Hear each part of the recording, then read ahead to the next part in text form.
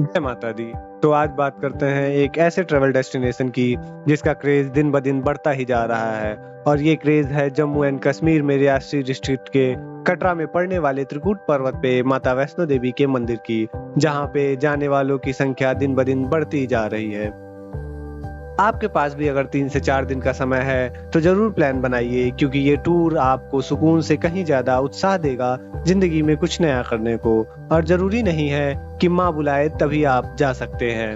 अगर माँ मानते हैं तो घर भी आपका है और माँ से मिलने के लिए समय नहीं देखा जाता। माता वैष्णो देवी के दर्शन के लिए सबसे पहले आपको कटरा पहुंचना होगा, जहां से ये यात्रा चालू होती है। कटरा पहुंचने के लिए आप ट्रेन से कटरा रेलवे स्टेशन आ सकते हैं। अगर कटरा के लिए डायरेक्ट ट्रेन नहीं है तो आप जम्मू तवी रेलवे स्टेशन आ सकते हैं, जहां से कटरा के लिए ट्रेन या बस और कैब अवेलेबल है। अगर आप बाय बस जर्नी प्लान कर रहे हैं तो आप जम्मू आके वहां से बस चेंज करके कटरा तक का सफर तय कर सकते हैं। बाय एयर आने के लिए आप जम्मू की फ्लाइट लेकर जम्मू एयरपोर्ट पहुंचेंगे और वहां से आप कटरा पहुंच सकते हैं। कटरा आने के बाद अगर नाइट के लिए स्टे करना चाहते हैं तो आप होटल ले सकते हैं, जिसकी स्टार्टिंग 800 से होती है 2 to 3 पर्सन्स के लिए।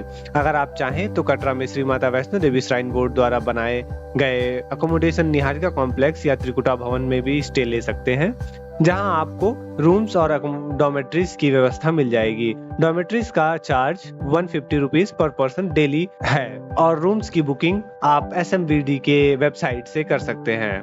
अब यहाँ से हम यात्रा स्टार्ट करेंगे। यात्रा स्टार्ट करने से पहले आपको रजिस्ट्रेशन कराना होता है, जो फ्री ऑफ कॉस्ट होता है, जिसके बाद आपको एक कार्ड दिया जाता है जो वापस आने पर रिटर्न करना होता है। अगर ये कार्ड आपसे खो गया तो आपको 100 रुपीज का फाइन एग्जिट गेट पर देना होगा। रजिस्ट्रेशन के लिए आप निहारिका कॉम्प्लेक्स या कटरा बस स्टैंड पे बने रजिस्ट्रेशन काउंटर पे जा सकते हैं। इस यात्रा को कंप्लीट करने में आप हेलीकॉप्टर, पालकी, पिट्ठू या घोड़े की मदद ले सकते हैं। हेलीकॉप्टर आपको कटरा से सांझी छत के लिए अवेलेबल है, जिसमें अर्धकुंवारी स्किप हो जाता है। इसकी कॉस्ट 1730 रुपए पर पर्सन वन वे है। ये सर्विस मॉर्निंग 8:30 से इवनिंग 7 बजे तक ही अवेलेबल होती है।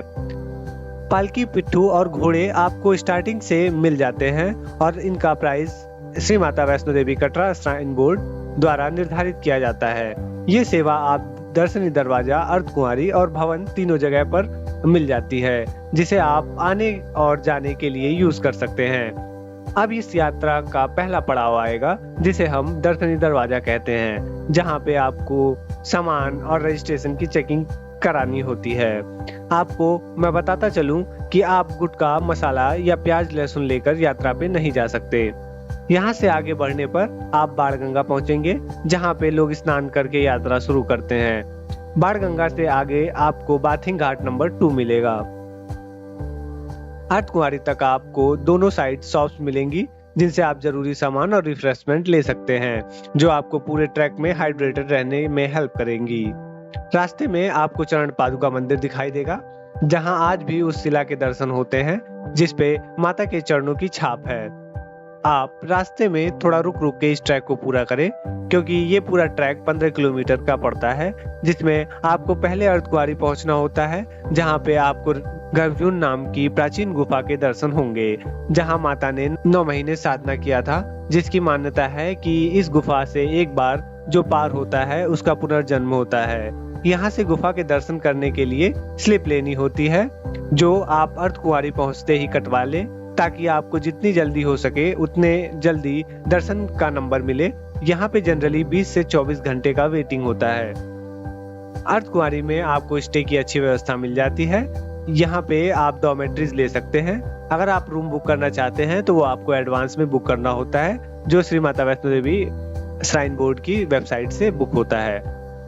अगर आपको डॉर्मेट्री ना मिले तो आप कंबल लेकर पास में बने धर्मशाला में रुक सकते हैं। कंबल आपको 100 रुपीज पर पीस मिलता है, जो कंबल रिटर्न करने के बाद वापस कर दिया जाता है। कंबल की व्यवस्था श्राइन बोर्ड द्वारा अर्धकुंवारी, सांझी छत और भवन पे चलाई जाती है। अर्धकुंवारी पहुंचने के लिए ताराकोट मार्ग भी है, जो 2019 में इनॉग्रेट किया गया था, जो पुराने रास्ते से 2 किलोमीटर लंबा पड़ता है, पर इस रूट पे चढ़ाई कम है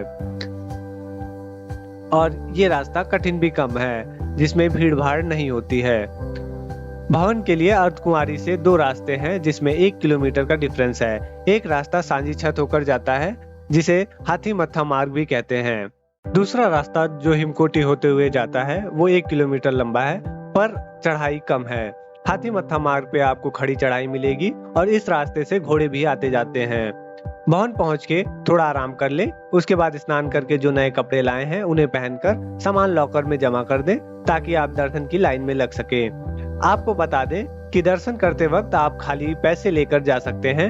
माता के दरबार के पास आप मोबाइल, इलेक्ट्रॉनिक वॉच नहीं ले जा सकते और नए कपड़ों में दर्शन करने चाहिए, ऐसा यहाँ पे लोग कहते हैं। अगर आप माता की आरती में बैठना चाहते हैं, जिसे अटका आरती भी कहते हैं, तो उसके लिए आपको पर्ची कटवानी होगी जो 2000 रुपए पर पर्सन होती है। इसकी booking online Shri Mata Vaishno Devi Katra shrine board की वेबसाइट पे हो जाती है।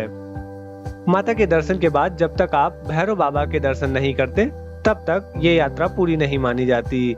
इसलिए हमको अब भैरव बाबा के दर्शन के लिए भैरव घाटी जाना होगा, जो सीढ़ियों, ट्रैक या रोपवे से पूरा किया जा सकता है।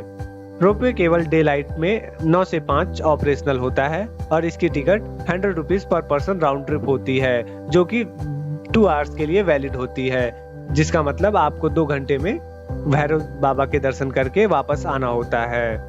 रोपवे का टिकट आप दुर्गा भवन ग्राउंड फ्लोर से ले सकते हैं। अगर आप तुरंत भैरव घाटी नहीं जाना चाहते हैं तो भवन पे अकोमोडेशन लेकर रेस्ट करके नेक्स्ट डे कंटिन्यू कर सकते हैं।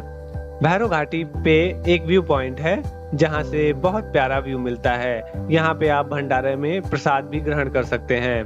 भैरव घाटी से नीचे आने के लिए रोपवे और जिस रास्ते से भवन से भैरव घाटी जाते हैं उसके अलावा भी एक रास्ता है जो आपको सीधे अर्धकुंवारी तक ले जाता है, जिसमें भवन स्किप हो जाता है। ये रास्ता सांझी छत हाथी मत्था होकर जाता है। सांझी छत पे थोड़ा आराम करने के साथ साथ आप माता के प्रसाद, हलवा चना और चाय का लुत्फ उठा सकते हैं, जो कि श्राइन बोर्ड द्वारा अवेलेबल कराया जाता है। कटरा पहुंचने के बाद अगर आपके पास 1 से ज्यादा दिन का समय है तो आप कटरा में लोकल साइट सीइंग के लिए जा सकते हैं। इसी के साथ साथ अगर आप चाहें तो 1 दिन का समय लेकर शिवखोड़ी जा सकते हैं, जो कि यहाँ से 80 किलोमीटर पड़ता है और जिसके लिए आपको 1 दिन का समय चाहिए होता है। जम्मू में आकर अगर आप अपने 4 से 6 घंटे यूटिलाइज करना चाहते हैं तो आप रघुनाथ टेम्पल जरूर जाइए। यहाँ से वापस जाने के बाद आप यहाँ आने के लिए बहाने ढूंढेंगे। कमेंट में अपना एक्सपीरियंस जरूर शेयर करें। जय माता दी।